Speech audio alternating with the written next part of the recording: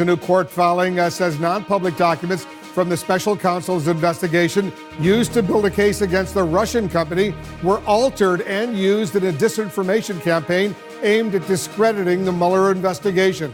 That comes as President Trump blasts U.S. intelligence chiefs who dared to contradict him publicly on the threats to the United States. The president, who often states that he knows more than anyone on just about every topic, tweeting that the intelligence chiefs are naive, wrong, and should go back to school. At the same time, the White House is shrugging off a new report that the president met privately with Russia's Vladimir Putin last November, once again without a U.S. interpreter or a note-taker. I'll speak with Congressman Eric Swalwell of the Intelligence and Judiciary Committees. And our correspondents and analysts are standing by with full coverage. Let's begin with our senior justice correspondent, Evan Perez, and the breaking news out of the Mueller investigation. Evan, tell our viewers the very latest.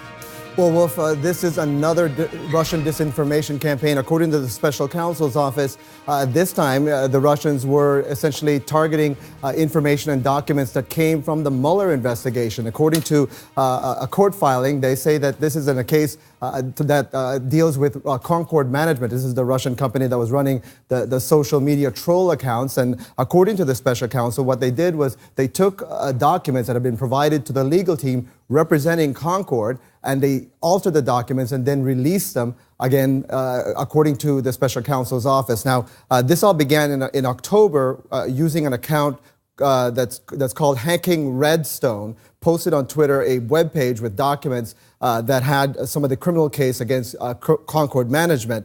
The computer that basically published the documents was in Russia, according to the FBI. I'll read you a part of what the Twitter account said in October of 2018. It said, Hacking Redstone published the tweet that said, "We got access to the special counsel Mueller's probe database as we hacked Russian server with information from the Russian troll case Concord LLC versus Mueller.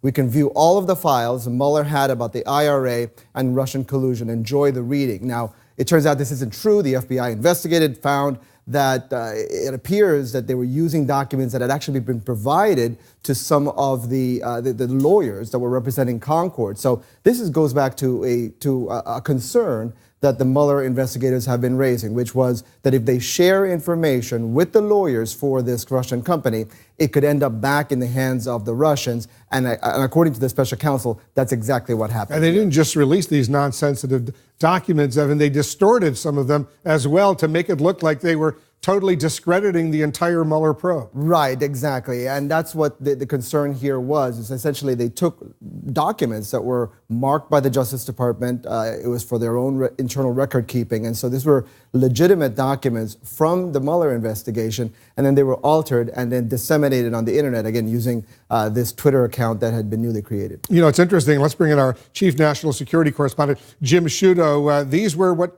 were described as non-sensitive documents that the Mueller team made available to this law firm representing this Russian company. But Mueller is making the case they can't hand over to classified information, sensitive documents, because it would compromise U.S. national security. Tell us about that. I mean, it'd be an almost comical breach of U.S. national security, because you'd be giving a vision inside the Mueller investigation, including classified information gathered by U.S. intelligence, to a Putin ally here, Concord Management, a company deeply involved in the interference in the 2016 election. But also Yevgeny Prigozhin. This is a Putin friend. He led the Internet Research Agency. This is the troll farm that created all those trolls, a lot of the fake news that was involved in the interference in the U.S. election. He's basically Putin's Luca Brasi, right? I mean, this is the guy who does all of Putin's dirty work, not just the interference in the election, sending mercenaries to Syria. There is thoughts within the U.S. intelligence community that he leads much worse operations for Putin. It gives the Russian leaders some plausible deniability on some of their malign activities abroad. And because you filed these charges against these Russians here, because the U.S. has a legal system that has processes like discovery, a byproduct of that is that these bad actors get a vision inside that case there. So Mueller is saying here, okay, they've got the non-sensitive information. They've already misused that. They've weaponized it to attack the investigation. We cannot give them the classified information, because that information would go right to right to Russia, right to the Kremlin, and right to some of the worst actors, really, in Russia today, doing Putin's dirty work. They got some legitimate fears as far as that concerned. And Evan, intriguing footnote to all of this, CNN was actually offered up these documents by this Twitter account a while ago. Tell us about that. Yeah, back in October, Caitlin Polans, who's been covering this case in the courts, she actually got a outreach from what we believe now to be the people behind this Twitter account.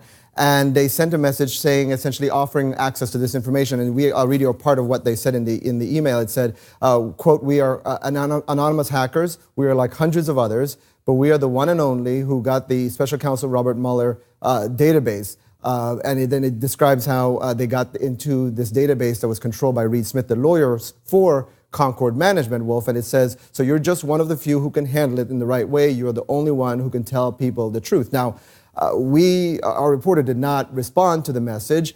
Instead, we reached out to the special counsel's office. We reached out to the lawyers to try to figure out whether or not there indeed had been a hacking.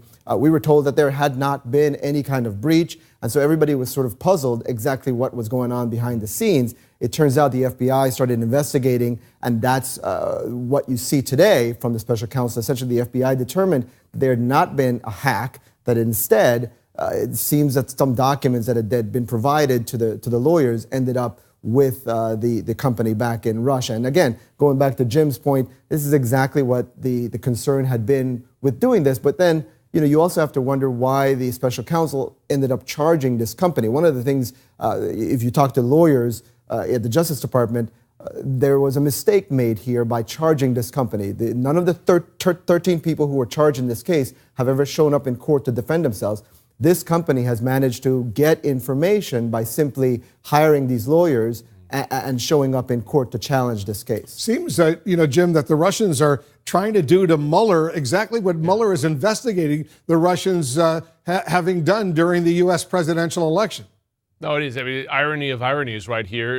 A disinformation campaign against the special counsel's investigation of a disinformation campaign during the election here. And that's the issue. And listen, remember what the intelligence chiefs testified yesterday in the Senate. Not just, of course, that they interfered, Russia, in 2016, but that Russia did the same in 2018 and is laying the groundwork for similar in 2020. So it's part of a continuing attack on the U.S. election system, and it's something that intel chiefs are taking very seriously.